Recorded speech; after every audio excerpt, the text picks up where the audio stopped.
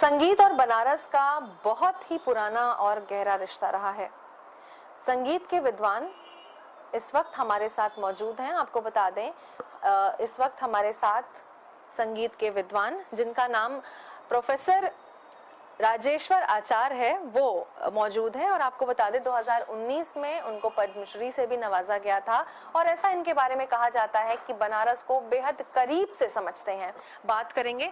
आचार्य जी, आपका India news पे बहुत स्वागत है। धन्यवाद।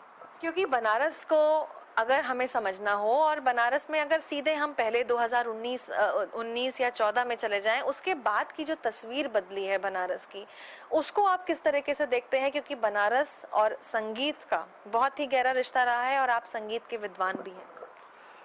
ऐसा है कि आपने बनारस में, जैसे काशी प्राचीनतम नाम है, बहुत कम लोग जानते हैं, लेकिन शास्त्र में इसका उल्लेख है कि वंदे नाद तनुम, जिनका शरीर ही नादमय है शिव का। वंदे नाद तनुम तमुद्धर जगत गीतम मुदे शंकरम। इस दृष्टि से यह कालातीत है, आकाश तत्व है, ध्वनि जो अनंत है, और अनंत है इसलिए अनादि भी है। इसीलिए सूक्ष्माति सूक्ष्म से मंत्र चैतन्य के द्वारा जगत की उत्पत्ति, संरक्षण, भला लाभ, यह सब जो कार्य है, अनगढ़ को भी सुगढ़ बनाना, सब ग्राह्य है, उन्हें उनके शरण में जो आया उसको सुधारना, यह शिवत्व है। शिवत्व का अर्थ भलाई भी है। और इसीलिए इसके भौगोलिक और इस इतिहास के फेर में आने वाले विद्वान बहुत कुछ पा जाते हैं, लेकिन इसका मूल कहाँ है उसे खोजने में इसलिए असमर्थ होते हैं क्योंकि शिव अजन्मा है, अनंत हैं, इसलिए अनंत का अनादि होना भी आवश्यक है। अब काशी की तस्वीर बदल गई है। एक दौर था जब लोग काशी आते थे, जब कॉरिडोर नहीं बना था, तब क्या क्या माध्यम थे पहुंचने। काशी की महत्ता को मोदी जी ने समझा। पहले उन्होंने कहा कि न मैं काशी आया हूँ, न मुझे किसी ने बुलाया है, मुझे माँ गंगा ने बुलाया है। लेकिन विचार उनका इतना व्यापक है कि अगर आपके यहाँ बारात आने वाली है तो आप अपना गलियारा भी साफ करते हैं, कितने लोग आएंगे, कितनी व्यवस्था। इसीलिए उस व्यापक तथ्य को मोदी जी ने देखा कि यहाँ स्वच्छता, सुगमता, बाहर से आने में मार्ग, इस व्यापक दृष्टिकोण से काशी की जो अपेक्षाएं काशी में पूरा करने के लिए व्यवस्था नहीं हो पाती थी, और कुछ प्रशासनिक और राजनीतिक दृष्टि की कमी के कारण उस व्यापक दृष्टिकोण को नहीं, लेकिन इनकी जो विजनरी है, इनकी जो दृष्टि है, संपूर्णता की ओर है कि अगर कहीं जाना है तो मार्ग कैसा हो, स्थान की संरक्षा कैसी हो, स्वास्थ्य कैसा हो, व्यवस्था क्या हो, आगे लोग तो भीड़ बढ़ेगी तो उनको मार्ग यातायात कैसा हो, उनकी सुविधाएं। यह व्यापक दृष्टिकोण जो है, एक प्रबंधन की विराट परिकल्पना जो है, मंत्र चैतन्य है, और तंत्र माने व्यवस्था।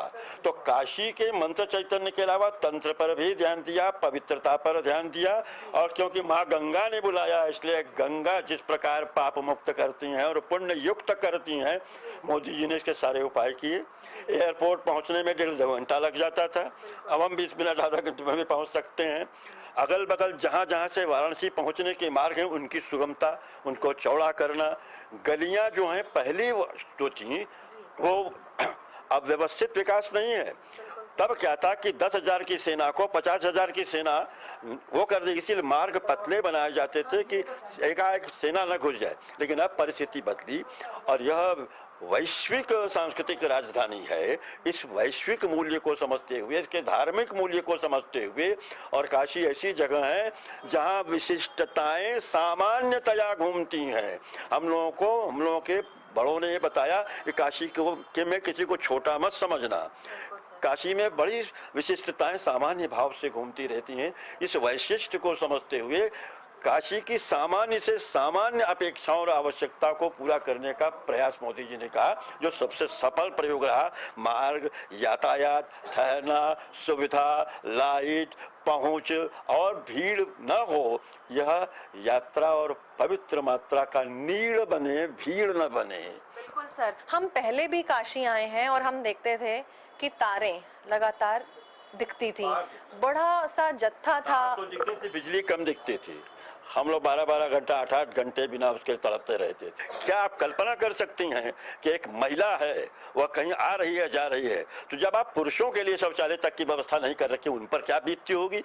के लिए इन्होंने सूक्ष्म से विराट की ओर कल्पना की, जो भारतीय आध्यात्मिक चेतना है कि सूक्ष्म से विराट की ओर बढ़ो तो जोड़ना मिलेगा, और विराट से सूक्ष्म की ओर जाओगे तो तोड़ना मिलेगा। इस विचार को मोड़ते हुए मोदी जी अब बनारस के नहीं हैं, यह नहीं कहा जा सकता। मोदी जी गुजरात के हैं, नहीं कहा जा सकता। हम लोग शान से कहते हैं मोदी हमारा है, हम मोदी के हैं। संगीत का अध्ययन अगर बात की जाए सर, कहाँ से आपने शुरुआत की थी, क्योंकि घराने यहाँ पर बहुत हैं। आप आश्चर्यचकित रह जाएंगे कि संगीत का एक समय था जब पुरुष अगर संगीत सीख रहा हो तो आप लोग देख के बोलते हाथ पांव तो सलामत है, आप ब्लाइंड नहीं, विकलांग नहीं, फिर आप क्यों संगीत सीख रहे हैं। और महिला अगर सीखती है तो चरित्र पर दोष होगा, तो ऐसी उसको एकेडमिक नहीं माना जाता था। तो यह पंडित विष्णु दिगंबर जी ने अपनी तपस्या से उसको मंच कि सुनने वाले नीचे बैठे और सुनाने वाला ऊपर बैठे, यह यात्रा शुरू हुई।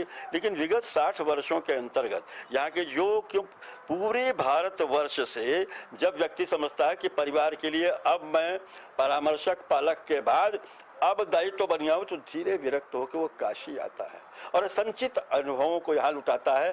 काशी मृत्यु का प्रतीक्षालय नहीं है, ध्यान दीजिएगा मेरी बात पर।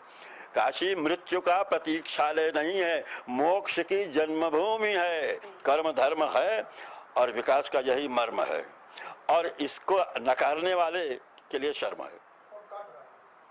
देखिए, काशी की इतनी बारीकी जो नॉलेज है वो कोई गुणी ही दे सकता है, इसीलिए हमारे साथ लगातार राजेश्वर जी मौजूद हैं, जो बहुत ही ऐसी चीज़ें, ऐसी बारीकी चीज़ें हमें यहाँ बता रहे हैं, क्योंकि उनका हमेशा से यहाँ वास रहा है और वो चप्पा चप्पा गली गली समझ रहे हैं। और यही बात है, यही वजह है कि पद्मश्री से भी उन्हें नवाजा गया है 2019 में। तो तमाम बातचीत की उन्होंने, यहाँ की सारी चीज़ें बताई, इसके लिए हम उनका बहुत आभार व्यक्त करते हैं।